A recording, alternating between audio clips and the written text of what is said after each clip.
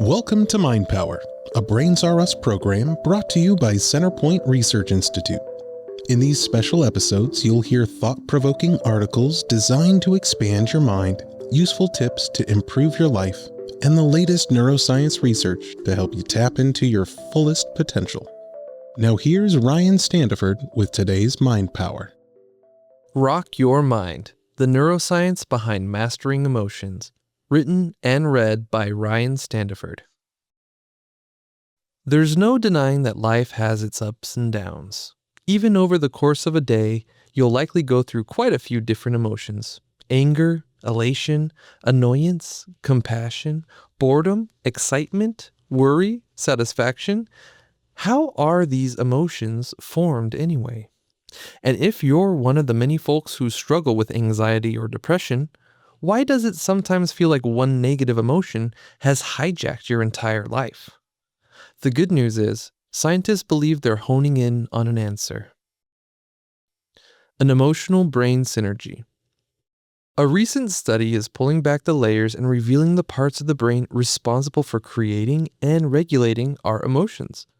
By parsing the data gathered through brain imaging technology experiments conducted by the University of Pittsburgh, researchers from Dartmouth College were able to, for the first time ever, clearly identify that the part of the brain that creates an emotion and the part of the brain that regulates the emotion are completely separate. Specifically, they found that emotions are created in the amygdala, a crucial part of the limbic system. The amygdala is one of the more well-known parts of the brain as it plays a central role in creating our emotions based on our experiences in the moment.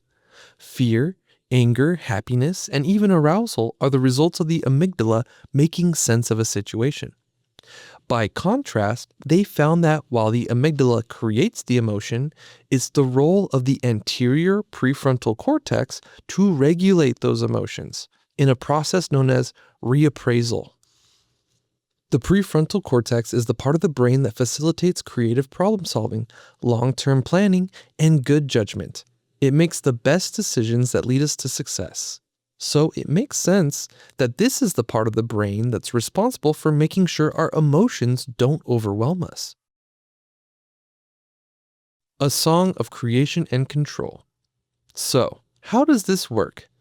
Imagine your brain is an electric guitar, and your feelings are music being played. The amygdala is the left hand of the guitar climbing up and down the fretboard, selecting the notes and strings that make up the song. This is a C chord. We're in a major progression. Time for a solo. But it's difficult to play a guitar one-handed, isn't it? We need another hand to strum the strings, to silence them at the right moment, and to fiddle with the volume knob, gain dial, and a whammy bar on the bass of the guitar. That's where the prefrontal cortex comes into play. It influences the raw emotions we feel by applying context to them, instilling rhythm so that the emotion is more likely to fit into the harmony within our goals. Coordination between these brain parts is essential. In neuroscience terms, the prefrontal cortex triggers the release of certain brain chemicals to influence the raw emotion created by the amygdala. This leads to some emotions feeling good, some feeling bad, or even shutting down certain emotions completely. When the amygdala and the prefrontal cortex work together in harmony, you'll make some beautiful music. But this isn't always the case. What about the folks who suffer from anxiety and depression? What about the angry, frustrated, and cynical people who haven't smiled in weeks? What's going on there?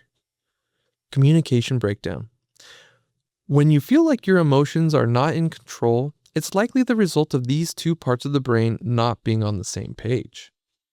And more often than not, the culprit getting in the way is stress, specifically the cortisol caused by stress. See, when the amygdala is under stress, it brings another part of the brain into the fold, the hypothalamus. To pick up that guitar playing metaphor again, you can imagine that the hypothalamus is the audience that's listening to the music.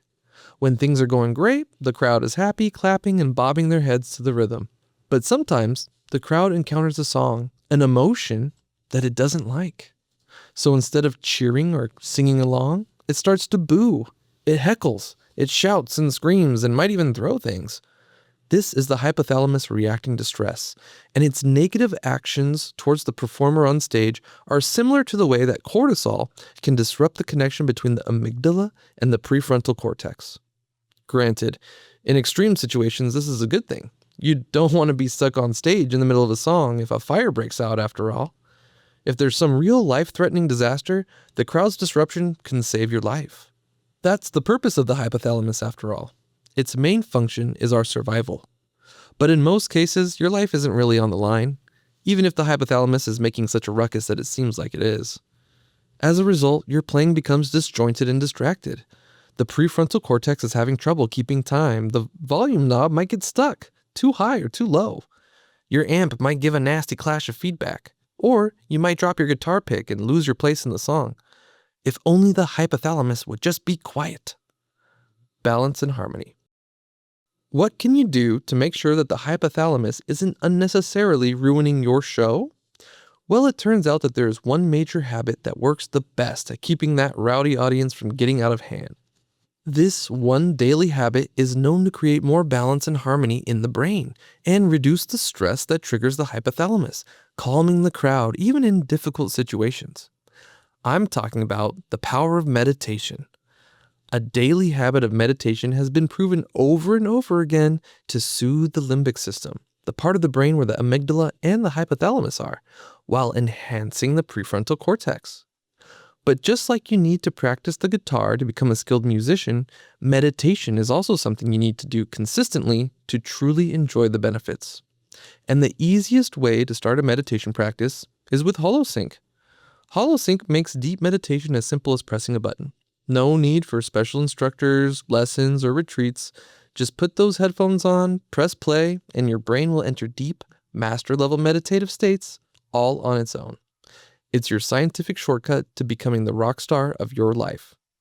So the next time you feel yourself getting overwhelmed by your emotions, remember what's really going on inside your brain.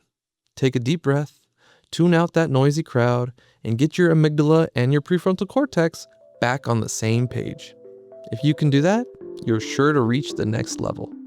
This episode of Brains R Us is brought to you by the Buy HoloSync app, the only official app for HoloSync. Enjoy quick daily brain-enhancing meditations, long-form HoloSync radio stations for up to 8 hours of continuous brainwave states, easily access all of your HoloSync suites and courses, and listen to more Brains R Us podcast episodes, all from your favorite device. Head on over to holosync.app/podcast26 right now to claim a free 7-day premium trial, no credit card necessary.